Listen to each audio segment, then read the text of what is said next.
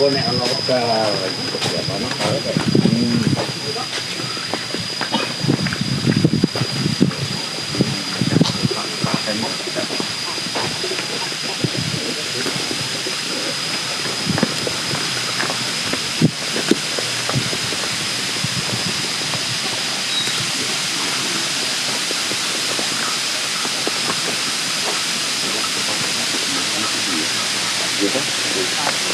Lama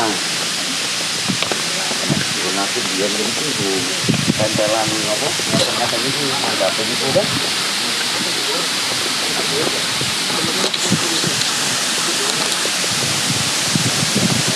itu ya ya ini setelah ditambah tadi ya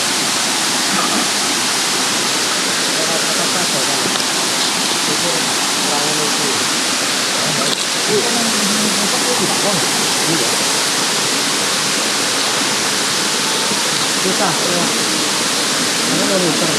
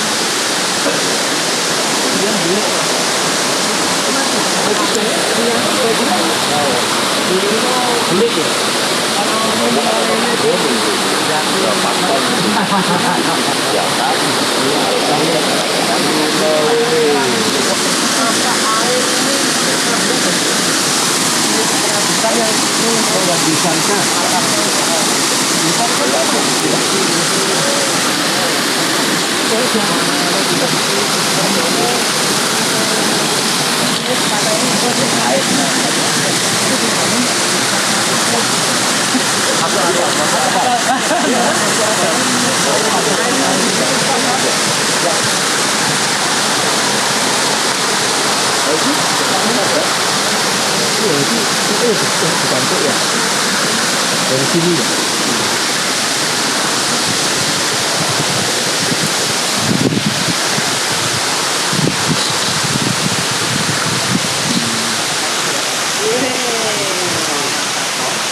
Kita hari ini agendanya menelusuri sejarah semuanya misalkan di daerah Sembilan atau di Desa Loano itu didirikan satu benteng yang terbuat dari kayu. Dan ini kita merujuk di Tukun Mini atau kisah-kisah yang ada di Desa Loano tentang sebutan logjak. Saat ini kita mencoba mengkorelasikan dengan sejarah itu yang logjak itu dari dua kata log atau kayu yang artinya berlapis atau bisa juga berlapis. Jadi kita mencoba menelusuri ini dan nanti untuk detailnya kita bisa lebih cerita lagi. Yang satu adalah saat ini kita sedang telusur di mana titik letak benteng Jembulan yang cukup berpengaruh pada saat perang Jawa atau pada saat gusur Jembulan perang Jawa atau seperti itu cukup banyak di tanah Jembulan dulu dan sebagai salah satu sentralnya adalah Desa Loano yang kita kita serang juga tetapi di saya buka sepatu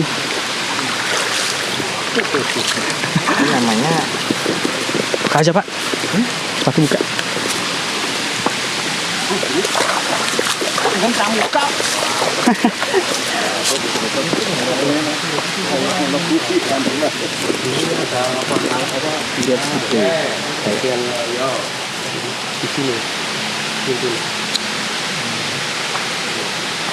pintu ke benteng masuk jadi ini ada satu tanah tinggi di sekitar Jembulan. Ini ada satu cerita juga di sini juga ada satu pintu masuk ke lorong dari logjakan itu sendiri. Ya, ini titiknya di sini dan di sini ada satu parit yang kuno untuk Pak Bayan kami. Ini ada satu parit kuno yang dulu mungkin salah satu yang untuk apa ya asupan air ke benteng itu pas lihat durian sini dulu durian gede ini numbuh yang baru diameter 1,5 lebih itu durian. Tapi relevan loh Pak, setano tugel itu dari kata setano. Enggak itu udah ke terjuan Jawa itu. Kalau Iya, di Penggali kan? iya.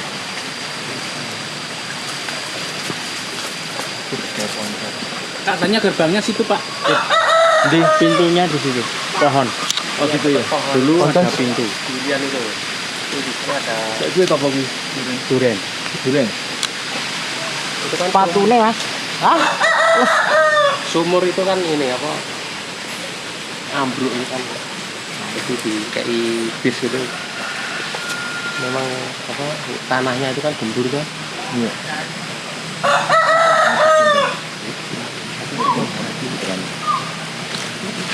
Anteng. Ini gini. Sing kono. Ini. Kan Sing mau Kemal. sing on pengen Rel. Hebat ya. Iki wis napa, Pak? pakan ulo apa jenenge apa ya? Hah? Ya salam ini. Legi. Nggo mendem lho Mas, wong pakan ulo. Setahu saya, ini sing bangsa enak-enak sing diweden-wedeni. setahu saya dari kecil itu pakan ulo kita apa gitu. Oh, memang. Iya. Mbok anu video. Ya, Ada satu toponimi di Lograk ini yaitu tentang Setono Tugel, yang mana di manuskrip Belanda itu ada di depan beteng ini ada satu apa ya, diberi ornamen kepala orang, dan ini ada dekat Lograkan ini ada satu toponimi untuk masyarakat desa Loanu menyebutnya dengan Setono Tugel.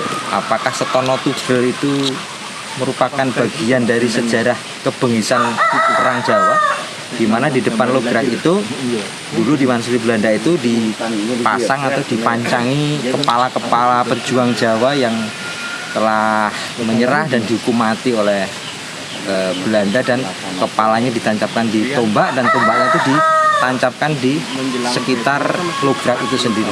Dan ini kita sekarang menuju ke Setono Tugel.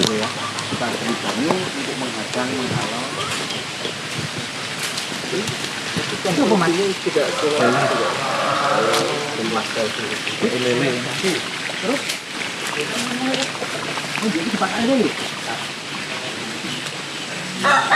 Ini sapa?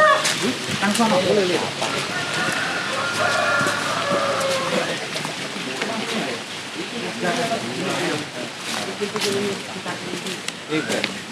Kita masih lewat di sekitar Lograk ya, yang disebut wilayah Lograk. Kira-kira berapa luasannya itu Pak Bayan? Lograk itu sendiri. Kawasan Lograk itu.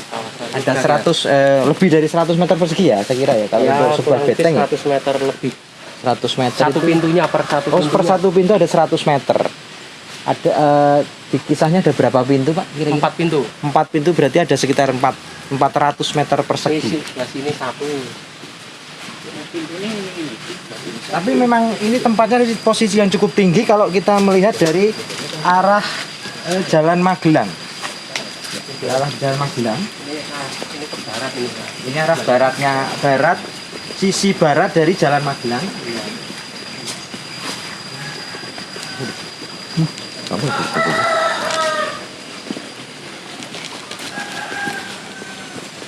Jadi memang tinggal cerita ya Lograk itu ya, tapi setidaknya ini menguatkan kepada kita bahwa kisah-kisah perang Jawa yang begitu heroik dan mengharu biru tanah Bagelen itu memang ada di Loanu itu.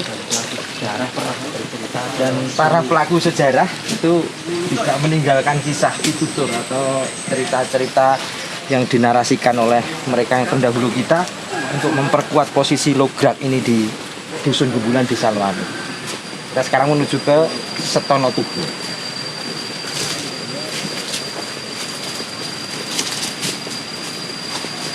Ini pintu ketiga di sini ya. Ini pintu ketiga di sini posisinya. Jadi pintunya itu lurus atau ke sini ya? ada sini ada pintu satu lagi. Dan kata orang-orang dulu sini ini sarang landak gitu loh. Oh. Tempat wis ra diundur itu ya. Dari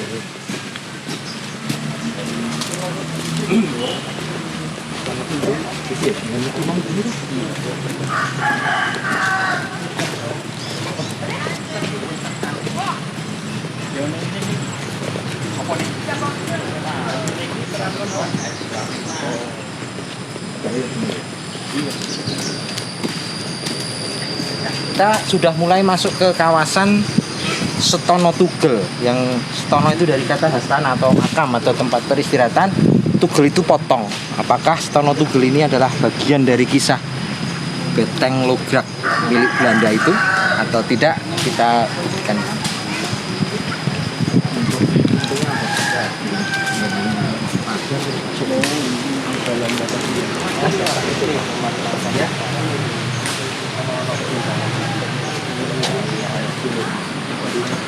sini sampai Benar. Setono Tugel itu dari sini pintunya ke sana. Setono Tugel ya? Pintunya lebih panjang. Ya. Setono Tugel di sini. Ya berapa meter? 25 meter ya. Ya. 70 meter lagi kita ke jalur Jalan Magelang. Ketemu Mas. Kita masuk di wilayah Setono Tugel. Nanti kalau kita korelasikan dengan gambar manuskrip di Museum Belanda yang bisa ditunjukkan dari Pak Dibyo, itu memang di tepi jalan itu Pak ya. Kepala itu di tepi jalan begitu agak jauh dengan posisi benteng itu. Pak ada di berkembang kisah pitutur di masyarakat Loano. Ini yang dapat kita simpulkan secara awal bahwa kisah tentang Beteng Gembulan atau Beteng Maron yang kemudian didukung dengan toponimi Lograkan, kemudian ada Setono Tugel. Nah, itu kisahnya hari ini coba kita telusuri di mana sebenarnya titiknya. Dan kita tidak tahu walau alam bisawab, yang jelas kita berusaha untuk menelusuri jejak sejarah yang sudah hampir 200 tahun itu ada. Dia menggunakan orang Jawa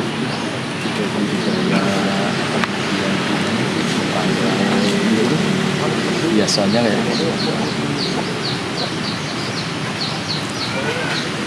sedikit terjawab Mas, agak terjawab sedikit.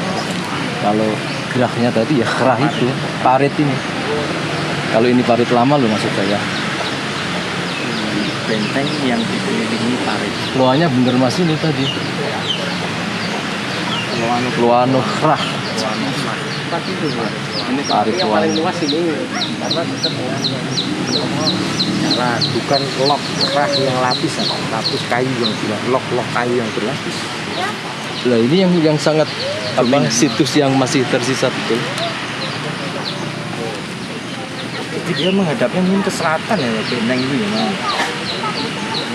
Kurang ngerti urutan kalau ini Mas. Selatan itu mungkin dulu ke Magelang itu melingkar Pak. Ke Wono Grumbulan itu. Iya iya. Karena Grumbulan itu kan dari kata Wono Grumbulan, jadi Iya, banyak iya. gerumbulan. Di mana di situ penyergapan pasukan itu, penyergapan barisan. Lingkarnya di mana? Sebelah mana? apa itu? Sebelum dibuat lurus jalan Magelang ke Litatronegoro. Mungkin di sana nggak ada belah jalan Pak ya? Nggak ada ya. Seperti ini aslinya. Iya iya. Ya mungkin jangan kecil. Cuma kelihatan di sini kan tikungan ini Pak. Dari sana itu tikung sekali. Kalau di sini ada pohon rambutan itu cawang terus tengahnya bulat ini ketemu di sini. Itu juga angker di sini. Soalnya ketemuannya antara Litatronegoro dengan Bupati Magelang itu sekitar sini. Iya. Jadi dari sebelum Sambung itu ya. Jalan ke Kerandegan itu dulu juga jalan kecil sampai yang jembatan sekarang itu. Asli itu masih asli. Kalau bentuknya ini itu sampingnya jalan yang meninggal itu puter. Ini kan rumah-rumah baru gitu.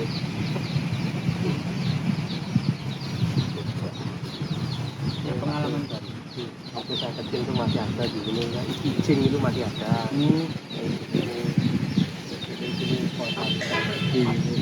Jadi kalau orang dari sana jalan atau ke pasar, pulang pasar itu seperti Banaspati gitu loh Pak. Di lingkarannya itu. Iya. Nah, kalau enggak di sini orang sini kan genderuwo gitu di sini. Karena nggak ngajak langsung pas legowo.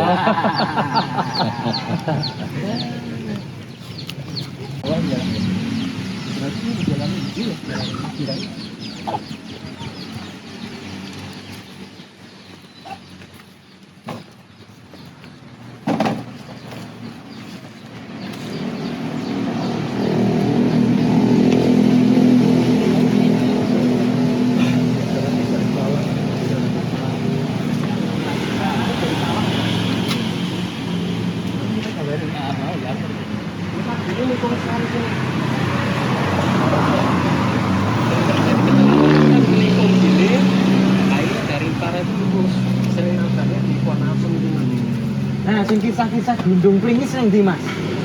Ya. Ini ada kisah Pak, ada kisah cerita kuno. Itu di depan kantor pos itu ada hantu Gunung Pringis.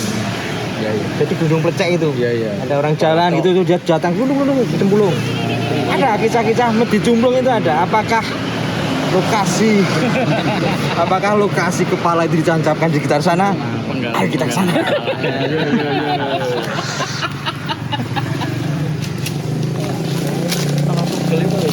Kalau yang masih ada kijingnya yang sana masih. Tapi sekarang itu masih. Ini mau mana? Bisa datang. Ngobrol tuh mereka Pak Iwan. Oh kita lihat ke sini aja Mas. Nanti titik di mana Medi Cumplung itu ada. Ayo.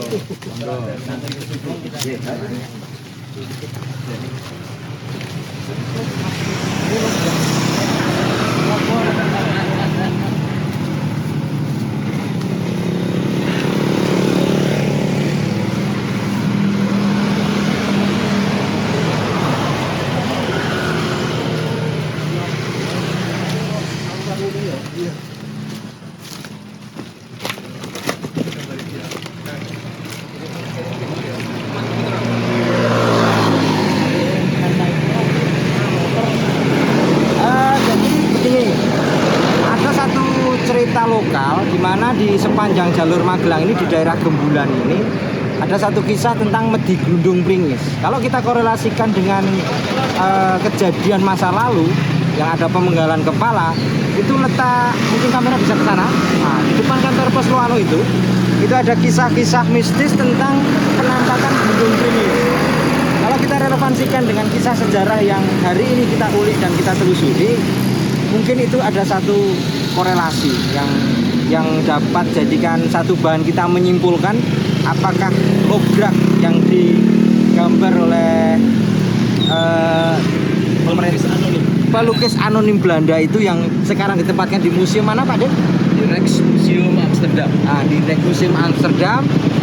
Apakah tempatnya di sini titiknya? Setidaknya kisah-kisah yang baru saja kita telusuri cukup menguatkan bagi kita untuk menyimpulkan secara awal bahwa posisi letak benteng Maron atau kita sekarang menuju ke Setono Tugel yang di sektor timur.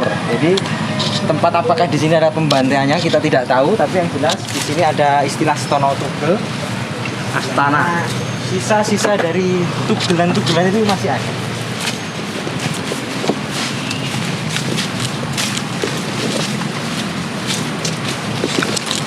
Sana Pak.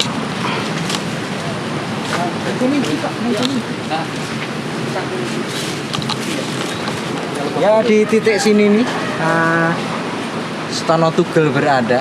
Batu-batunya ya. Karang ini. Setono Tugel. Ya pokoknya sekitar kini karang sudah diresi itu Mas. Ya tidak ada. Ini nih. Ini adalah Setono Tugel yang di sisi baratnya Lograk itu tadi. Dari tanah. Setono Tugel ini Pak. Oh iya. Ya. Jadi sana sama sini. Itu rumah itu dulu waktu tempatnya masih ada pocongnya itu. Yang sana juga. Ya, tapi yang pasti sini. sing mau cemplung mau dia hanya menunjukkan eksistensinya sejalan.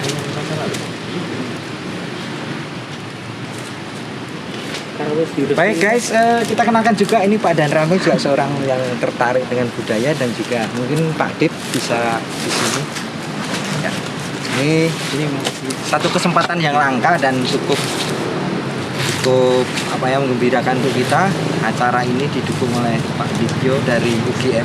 Beliau adalah dosen yang memang faknya di situ, dan Pak Daryanta dari Koramil Loanu itu baru saja bertugas, tapi mungkin ini satu panggilan leluhur. Memang beliau ada seorang yang tertarik dengan kegiatan budaya dan sejarah. Beliau bertempat ditugaskan di sini untuk semakin menguatkan kita, karena di tahun ini pula kita akan ada festival Bogowonto yang akan ditempatkan di Loanu, di Salwanu. Jadi bukan satu yang kebetulan kalau mengutip Mas Legowo tadi bahwa ini adalah mestakbung atau semesta mendukung. Mungkin dari Pak Dip dan Pak Daryanta ada sesuatu yang boleh disampaikan? Baik, terima kasih. Saya rasa ini suatu fenomena yang menarik ketika kita mencoba melacak dokumen anonim hanya berupa sebuah sketsa lukisan dari seorang prajurit. Iseng barangkali dia menggambar di situ, dan dalam gambar ketika kita zoom itu tampak bahwa ada kepala yang kencang. Ini membuat kita penasaran untuk tahu lebih banyak mengenai benteng Maron. Benteng Maron yang perannya cukup besar dalam masa Perang Jawa. Besar untuk Belanda tentu saja, tapi ini tentu saja di situ ada satu masa ketika para pejuang Diponegoro ini banyak terbantai di tempat tadi di saat itu. Terima kasih. Mungkin Pak Daryanta menyampaikan. Oke, matur nuwun. Alhamdulillah ini kita bisa menyusuri sebagian sejarah wilayah umumnya Purworejo. Tentunya saya juga bukan secara kebetulan, tetapi memang dari hati saya masuk di Purworejo sini setelah kurang lebih 3 tahun. Saya tertarik untuk hal-hal tentang sejarah. Ternyata di sini cukup panjang sejarahnya, dan peninggalan leluhur kita cukup luar biasa. Dan kita berusaha untuk menggali ataupun memunculkan kembali bahwa Purworejo ini betul-betul luar biasa dari segi budaya maupun peninggalan leluhur kita. Itu teman-teman, dan tidak lupa juga terima kasih Pak Bayan Marjani. Ini berada pemangku wilayah di Kebulan sini yang dengan berbesar hati dan sukarela pagi hari ini beliau mau mengantarkan kita bareng-bareng jalan. Saya kira untuk telusur sejarah hari ini kita cukupkan. Nanti di lain waktu kita akan mengulik sejarah yang lain yang untuk memperkuat literasi tentang sejarah Loanu dan Purworejo pada umumnya. Terima kasih.